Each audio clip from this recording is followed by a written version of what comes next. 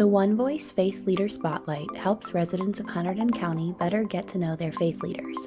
The aim of these conversations is to share their offerings and create connection within the faith community. Hi, I'm here with Pastor JJ of Living Waters in Ringgoes today. Hi, Pastor JJ, how are you? I'm well, Allison. How are you? I'm great. Thank you so much for joining us. I'm really excited for our conversation. Thought we'd start with you telling us a little bit about what brought you to the ministry. Oh, so I had a friend invite me to church when I was in my early 20s. And that was my entrance into the ministry, I think, really. I dabbled a little bit with my family, but it never really felt like a solid connection that I felt like I was reflected and welcomed in the community. The moment I walked into the doors at Holy Trinity in Manasquan, I felt like it was a great representation of the whole community. There was older people, couples, singles, youth, and I love that diversity. And so I felt welcomed and accepted and drawn in and invited to be a part of not just the worshiping community from a pew, but from a leadership perspective as well. I also, as my journey continued, took on some responsibilities in youth and family ministry, and I had great support from Pastor Mary Farnham along the way in conversations about what does a life in ministry look like, because there was a sense of a curiosity that had been percolating through me. So I had a great support network there as well. You've been at Living Waters since 2021, is that right? Correct. I received the vote for the call in January of 2021, and I started February 1st. So right in the midst of well into the pandemic. So that's a right. challenge. That's the challenge in itself. Yeah. So how has that been going for you, and what is your community like there, then and now? Because I know things maybe now are a little bit different, but how has that progressed for you? So when I joined, all of the services were being pre-recorded in the middle of the week. And so I found that really challenging because I like to be moved by what's going on in the world and have that also affect and form what I preach. And so there could be a lot of things that happened on Thursday, Friday, and Saturday, even Sunday morning, that I would miss. And so that was a bit of a challenge. And we received a generous grant from our synod office to install live streaming cameras and recording computer system capabilities and upgrades. And so we were doing outdoor live streaming around Easter time of last year. And then we continued live streaming just with our iPhones. And when we received the full equipment from the grant, we installed that. And then we started coming indoors a little bit. So mostly it was outdoors if the weather was good. If it wasn't, we only had worship leaders. And then in the summer, when it really started to get warm and the numbers started to be better, we came indoor and we were masked. And still to this day, masks are optional. When we sing, masks are required, because I think one of the key things that we see with Living Waters is that we want to be really a barrier-free congregation. So it's all handicap accessible. Our communion offerings are in such a way that if you have any food allergies or intolerances or any issue with alcohol, like it's welcome for everybody. And that's the way we want it to be. And when we find that there's a limitation, we want to address that, because we want everybody to feel welcome and accepted and invited and drawn in. That sounds incredibly inspiring. Do you think that approach has been really helpful in getting to know the congregation, because you did come in the middle of the pandemic and the opportunity to meet people one-on-one might have been difficult? Yeah, it definitely was a challenge. I spent time making phone calls to people. So it's really hard getting to know people by phone. Our lives have changed significantly throughout the pandemic. So I just warmly invite everybody, whether you took a break away from attending worship because of COVID, just come home. And it's the story of the prodigal son. I think for us is the story of COVID. we don't need to know why. We just come home. We're here, we're welcoming, and we're just happy. That's beautifully said. So, you talk about removing the barriers, and I'm curious to know, in your congregation, and even from your personal experience, if you'd like to share, one of the things that we talk about in focus groups is what is one of the best things in Hunterdon County? What is one of the things that Hunterdon County could improve on? And if you could add anything to Hunterdon County in any way, what would it be? With those questions in mind, what would those things be for your church community, and also maybe for you personally? Just looking at how our world has changed, I think we've forgotten how to listen and really hear what people are saying and listen with our hearts and be engaged.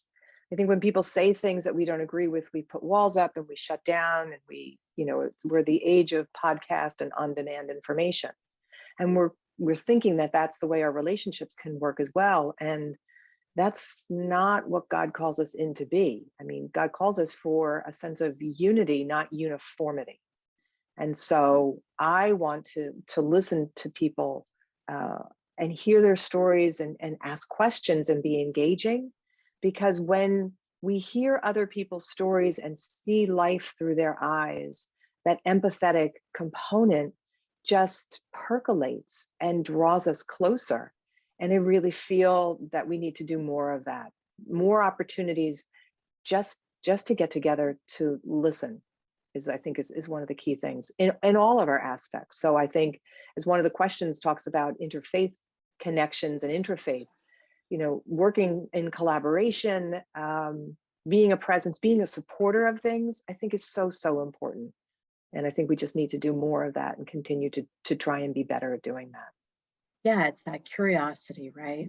Like listening to understand rather than to be understood. Kind of put your stake at being understood. And yeah, I have a 16-year-old who, by my estimation, has a lot of opinions. But so when I'm teaching her, I'm also teaching myself, which is like, maybe you don't need to have so many opinions, and which I quickly turn back on myself, because that is a barrier, right? Is that trying to be understood constantly, or trying to throw your hat in the ring, right? And we miss that listening piece. So I love that you brought that up. So and you touched on it too, and I keep coming back to this barrier-free environment that you're providing. And as at One Voice, we're committed to looking at faith as a protective factor in preventing and addressing youth substance use in our county. And just wondering, what you might be seeing within your congregation, or what you're seeing in the county, and your thoughts on faith as a protective factor in this area. Yeah, I think the one thing that comes to mind, which I smiled about as you were speaking, is our sports programs that have their activities on Sunday morning. And I was a competitive athlete. I have a daughter who did a lot of different activities as well as she was growing up. And the number of youth who actually receive scholarships is a small pocket. But the number of youth that will grow up to be adults is pretty significant. And I think being a part of a faith community helps in that sense.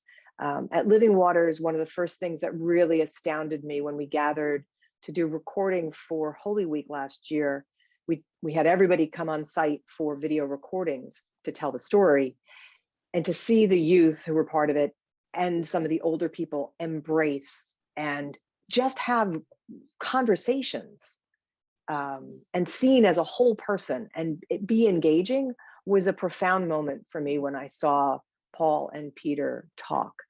And to be embraced for who you are, to feel safe and welcomed, even in our doubts, that you have a safe place that you can go and express that this isn't a zone where you have to come and believe, but we want to engage, I think is so important. And so we are missing out on those opportunities to be a full community and to talk about all of those aspects of life. And the research does prove that when adolescents are accepted in their communities of faith, it really does serve as a protective factor, right? When those that's Absolutely.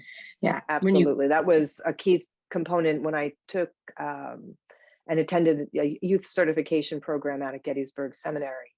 That was one of the things that kind of came away, which kind of founded that idea that all youth are going to grow up to be adults. And so being a part of a community and a faith community that sees you and accepts you, um, that that God knows you from all of you, from the inside out, and just loves you irrespective of everything, faults and all. mm, yeah, that's so important. I've been having this vision of like not a place to come and be perfect, but to come and have a place to put your doubts and your fears and your worries down on the table and open it up and go like, what is in here and how do I work through this? And having the community to help you do that. Yeah. So this Sunday, we're actually affirming one of our youth in their baptismal promises. And Mm, I have always been in a tradition where we did confirmation, affirmation on Pentecost or on Reformation in October. And knowing that this is always the Doubting Thomas weekend, this is the weekend that, if I had to pick, would be the weekend I always pick, because I have always said that I want youth to leave their formal education program with two things. I want them to have faith and I want them to have doubt, because they go together hand in hand. Um, and I think it's so important. We think, doubt is it's uncertainty and what it really means, and it's unbelief, but it's just uncertainty. And that's, I've been reading scripture for a long time, and I can't tell you, every week when I do a study, there's always somebody who has a different perspective. And so I think we're always growing. And so we need to have that environment to be welcomed home, because we know life takes us in many directions, but that the church and your faith is a place that you can always go back to. So in terms of, programming at the church, I know there's regular services. Did you want to just touch on, what's available? I think in some ways, for some folks, life is slowing down. There's been an awareness that a slower pace may work better, just in terms of how we digest what's happening and how we move about our world. But do you have programming that is like could help people with that kind of thing, or just more of a contemplative lifestyle, I guess, is more of what I'm talking about? Yeah, so our set programs are on Sunday mornings. We have an education hour, which is open for all ages. We're still kind of build back with our youth. So mostly the education hour has been focused on various topics of either food insecurity. We're building a community garden. So we're opening that up to the larger community for people to be a part of it, and so that all of our harvest will go to local food need. We also have our worship services that are at 10:30 on Sunday mornings. During the week, we do Bible study. And so I've always invited people with curiosity to come at our Zoom. We do it by Zoom because it fits everybody's schedule. And I think that's when you can really use technology as a great bridge enabler, because it might be too difficult to get there on a Wednesday morning with traveling and so forth. But the Zoom has been working wonderfully well, and it's easy for me to facilitate given my corporate background. Like Zoom was just second nature when we moved it into ministry. And then we have our Bible study in the evening as well. So I try and offer a question each week for people to kind of ponder and use that as an appetizer to make them want to come and listen to what's going on. And then, And of course, as I said, we do some service projects, more on an ad hoc. There's nothing as a focus. Certainly our community garden is going to be a big effort, and we really want to engage people in lots of areas. People may say, well, I'm not really a gardener, but I can hold the hose and I can water things. So there's really a place for everybody to be a part of it. And I'm hoping that's something that will create seeds, that will till the soil, and then also grow opportunities, not just within the garden, but as an opportunity for service in many other ways as we come out or fluctuate through living with the pandemic and living with the virus itself. Well, that's great. And I will make sure that we include a link with this video so that you can see, so people can go directly to the information about the garden as well. Excellent. So we'll add that in. All right. So my last question is, and this is kind of a fun one, is on your playlist right now, what are your top 3 songs? Oh, I know you didn't know this one was coming, right? well, I listen to the Brene Brown podcast, so I know she asks that all the time. I listen to podcasts more than I listen to music. Okay. So which ones? So I love A Slight Change of Plans, which has just been eye-opening in many, many ways. I listened to the 2 podcasts from Brene Brown. And then I also found one called Meditative Stories. I think storytelling is such an important component. And so it's first-person stories and meditative centering and mindfulness. And so they've really been great. So that's where I go to more than I go to music right now. Okay. Well, those are great. I'm definitely going to check Meditative Stories out. That sounds really cool. Oh, and the other component, which I didn't put in because there wasn't a question, Yes. Our head usher at Living Waters is Rusty, who is a certified pet therapist. Oh, and so amazing. When you come to worship, you will always be greeted by her. She is the only breathing body that's in the sanctuary that's allowed to sleep while I preach. Everybody else might just be by accident, right? Yeah, she's the only one. It was so great when she first started coming. She loved coming up for the children's messages, but now I just look at her and she just kind of rolls her eyes. And I'm not coming. But right now she's on maternity leave, but she'll be back in May. Okay, awesome. She's on maternity leave. Okay. She had 7 puppies, so oh my god, got to take care of them. Yeah, I'll send you a picture. Yes, please do. We'd love to include her. We will definitely let folks know about her as well. Awesome. Yeah, because I think it's an important component. I mean, that's another opportunity to provide a sense of security, because that tactile feeling, that awareness, and she's very gifted. So having her there is really an extended part of the ministry, which is great. Yeah, absolutely. And as you're saying, maybe we're together, maybe we're not, and maybe, there's another element of that I've been, I've heard about, and which is people coming back into larger spaces with a increased number of people, and that's difficult for them on many different levels. Some of them just being, sensory overload, and to have that aspect at your church is really amazing, to kind of, again, give comfort and security as you're moving back into space. So yeah. Thanks for bringing that up. Well, Pastor JJ, it was so nice spending time with you today. I really appreciate your time, and we'll talk to you soon. Great. Thank you, Allison. Be well. Thank you. Okay. Bye.